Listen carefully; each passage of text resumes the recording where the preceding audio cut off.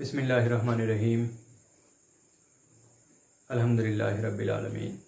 Students, जिस तरह के हमने नॉन डिस्टिंक्शंस का पोर्शन अपना स्टार्ट किया हुआ है और आज जो है हम अपना एक सिंड्रोम जो लास्ट हमारा सिंड्रोम रह गया था के-लाइनफेल्टर सिंड्रोम, इस के-लाइनफेल्टर सिंड्रोम के बारे में डिस्कशन करेंगे। अब ये के-लाइनफेल्टर सिंड्रोम असल में है क्या कि हम कहते हैं कि अगर ड्यूरिंग गैमीट फॉर्मेशन या मेयोटिक डिवीजन जब हो रही है, एक्स्ट्रा सेट ऑफ क्रोमोसोम आ गया है और वो एक्स्ट्रा सेट ऑफ क्रोमोसोम कौन सा है? Extra set of chromosome x या वाई, यानी कि सेक्स क्रोमोसोम अगर हमारे पास आ गया है एक्स्ट्रा, तो फिर हमारे पास ये क्या है? हम कहते हैं एक्स्ट्रा नंबर ऑफ क्रोमोसोम।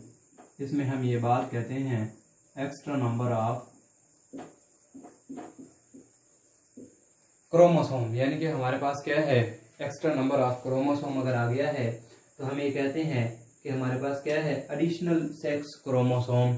असल में ये हमारे पास है क्या? हम ये बात कर रहे हैं कि हमारे पास है एडिशनल सेक्स क्रोमोसोम।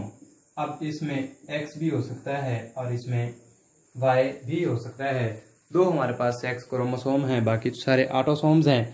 तो सेक्स क्रोमोसोम हमारे पास एक्स या वाई है, तो हम कहते हैं कि वो कंडीशन जिसमें एक्स या वाई इन दोनों में से कोई एक एक्स्ट्रा क्रोमोसोम अगर आ जाता है तो उसको हम कहते हैं ये के-लाइनफेल्टर सिंड्रोम होगा।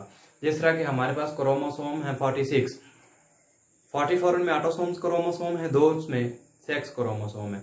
अब होगा ये कि 46 प्लस 1 एक्स्ट्रा है, एक क्रोमोसोम एक्स्ट्रा आ गया है। मतलब क्या? यहाँ पे हम कहते हैं कि 44 क्या है हमारे पास? ऑटोसोम प्लस 2 हमारे पास क्या है? सेक्स क्रोमोसोम्स प्लस 1, 2 या 3 या इससे भी ज्यादा अगर हमारे पास इसमें आ जाते हैं। अब ये देखिए हमारे पास क्या है? 46 तो थे हमारे पास, 46 प्लस 1। अब ये 1 कौन सा है? ये एक्स या वाई, इनमें से कोई एक क्रोमोसोम यहाँ पे आ गया है। ये 47 क्रोमोसोम हो गए।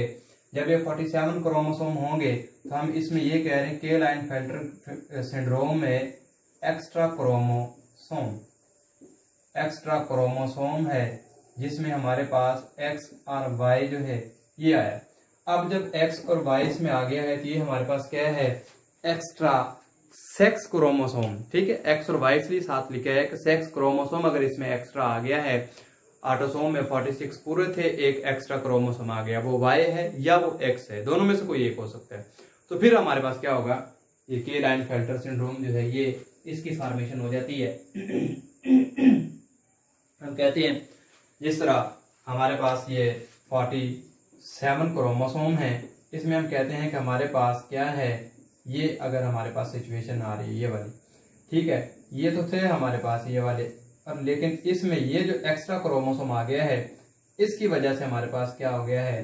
सिंड्रोम हो गया है। और इस सिंड्रोम से हमारे पास क्या होता है कि ये जो हमारे पास डबल एक्स वाई, यानी कि इसमें 2 एक्स आ गए, एक इसमें वाई है, तो हम इसकी ये बात करते हैं कि हमारे पास क्या है?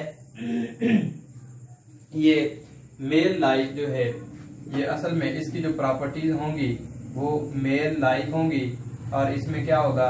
इनलार्ज ब्रेस्ट वगैरह है इसकी, ठीक है, इनलार्ज ब्रेस्ट वगैरह।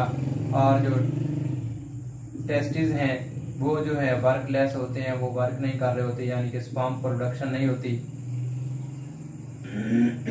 स्पर्म प्रोडक्शन जो है वो नहीं होती, ठीक है, स्पर्म आर नॉट प्रोड्यूस। ये हमारे पास है। अगर ये है, अगर 48 हैं तो इसमें हमारे पास ऐसा भी हो सकता है एक्स एक्स एक्स और वाई।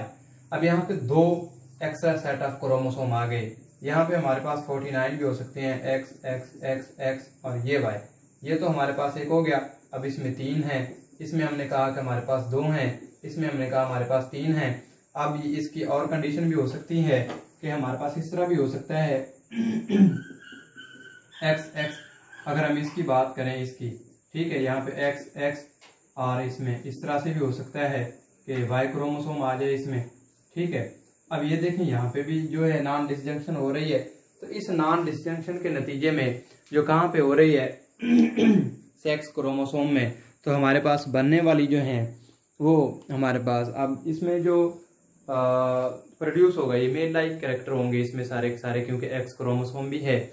अगर मेल लाइक कैरेक्टर हैं तो इन लार्ज ब्रेस्ट वगैरह और जो है वो टेस्टिकुलर जो है इनके जो टेस्ट वो शार्ट होंगे साइज में, और वो स्पर्म काउंट नहीं होगा, उनमें स्पर्म प्रोडक्शन नहीं हो सकती। इसलिए वो जो है उसमें बहुत प्रॉपर्टीज होती हैं लेकिन उसमें कोई भी फंक्शनल प्रॉपर्टी नहीं होती, ना तो वो प्रॉपर फीमेल होती हैं ना ही प्रॉपर वो मेल होते हैं। तो ये फिर हमारे पास क्या है, इनको हम क्लेइनेन-फेल्टर सिंड्रोम कह देते हैं।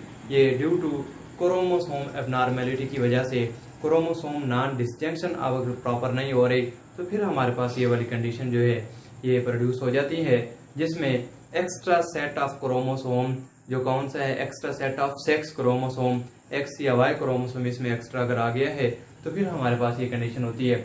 इसमें 47 है, 48 है, 49 है, ये डिपेंड करता है कि कितने क्रोमोसोम जो हैं वो आके लगे हैं।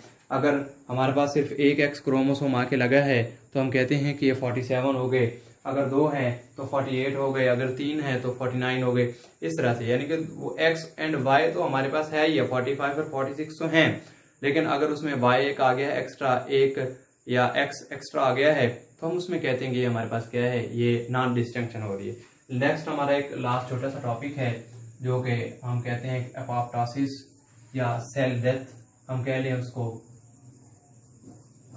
एपोप्टोसिस और सेल डेथ। हमारे पास ये सेल डेथ है, इसके बारे में हमने बात करनी है कि देखें जब हम सेल डेथ की बात करते हैं तो हम उससे पहले एक बात ये करते हैं कि जितने भी सेलुलर प्रोसेस हैं, डिफरेंशिएशन है, सेल की ग्रोथ है और सेल के जितने भी प्रोसेस हैं सारे किसी न किसी सीक्वेंस में जो है वो वर्क कर रहे हैं, एक सीक्वेंस में वो जो है वो रेगुलेट हो रहे हैं। इनको सिग्नल्स के जरिए रेगुलेट करवाया जाता है। इनको क्या करवाया जा रहा है, कोई भी सेल का प्रोसेस है, वो मेटाबॉलिज्म है, वो सेल की ग्रोथ है, वो डिफरेंशिएशन है या कोई और प्रोसेस है, तो हम कहते हैं कि सारे के सारे हमारे पास क्या है, एक प्लान के तहत चल रहे हैं। सेल डिवीजन है, फ्रेगमेंटेशन है या डिफरेंशिएशन है, ये सारे process according to a plan, एक प्लान सेटल है सेल के पास, हार्मोन्स के जरिए, एंजाइम्स के जरिए इनको रेगुलेट किया जा रहा है। इसी तरह सेल की अगर डेथ है तो सेल डेथ भी रेगुलेटेड है। हम कहते हैं कि cell death is predestine. हम ये बात कह सकते हैं कि जो सेल डेथ है, सेल डेथ इज प्री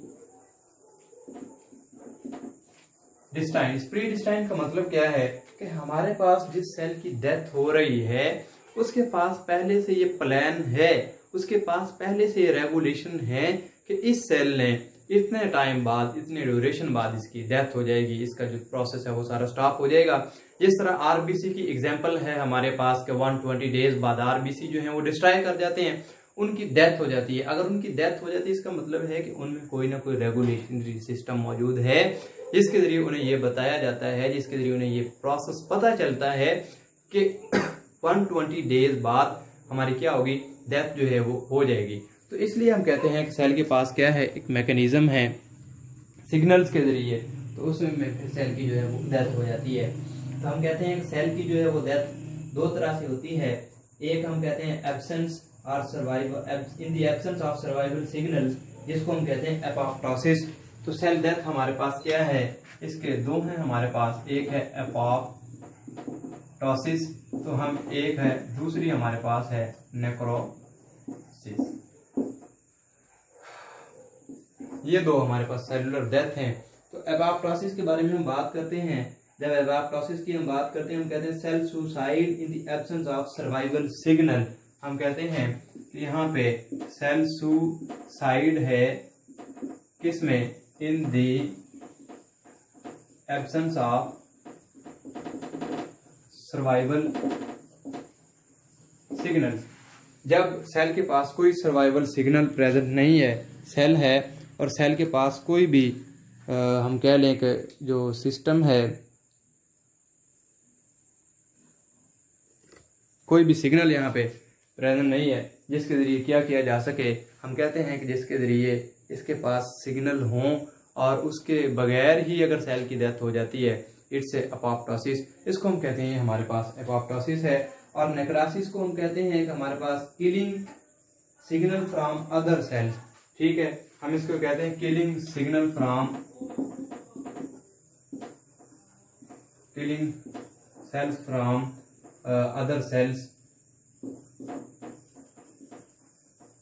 अच्छा, इसमें एक हम बात करते हैं कि अगर प्री प्लान की बात की जाए, ये जो हमारे पास है इसको हम कहते हैं ये हमारे पास प्री प्लान डेथ है।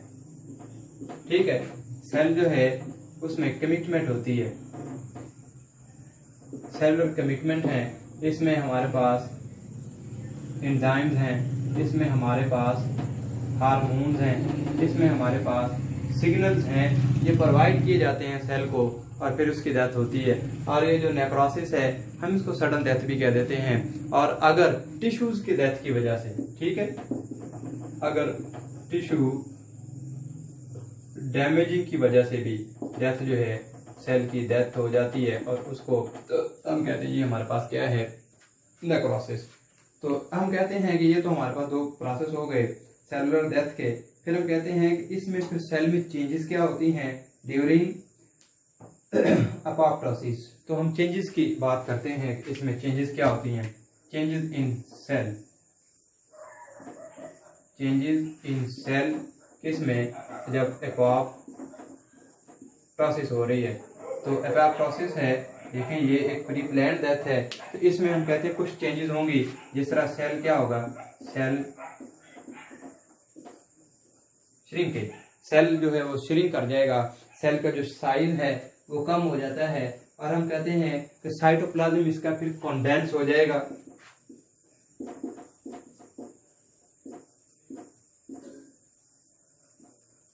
ठीक है, हमने कहा सेल जो है वो श्रिंक हो गया और सेल का जो साइटोप्लाज्म है वो इसमें क्या हो जाता है, हम कहते हैं कंडेंस साइटोप्लाज्म हो जाता है। फिर हम कहते हैं कि न्यूक्लियर फ्रेगमेंट्स अकर, हम कहते हैं कि इसमें फिर क्या होता है न्यूक्लियर फ्रेगमेंटेशन। इसके अलावा इसमें क्या हो रही है,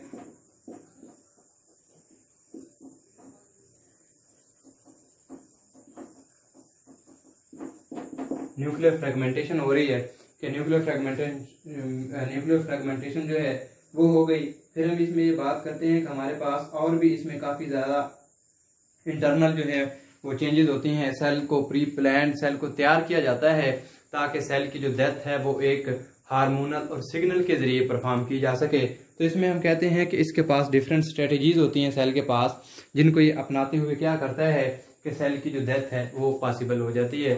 तो बच्चों आज हमारा जो सेल साइकिल का चैप्टर है वो एंड हो गया है, जिसमें हमने सेल जो साइकिल है उसको डिस्कस किया, मियोसिस को डिस्कस किया, माइटोसिस को डिस्कस किया और इनमें जो क्या मेटाफॉर्मेशन थी उसको डिस्कस किया और एट दी एंड हमने फिर एपोप्टोसिस और जो नॉन डिस्जंक्शंस हैं उनको डिस्कस किया। नेक्स्ट हम इंशाल्लाह नया चैप्टर स्टार्ट करेंगे। Thank you very much.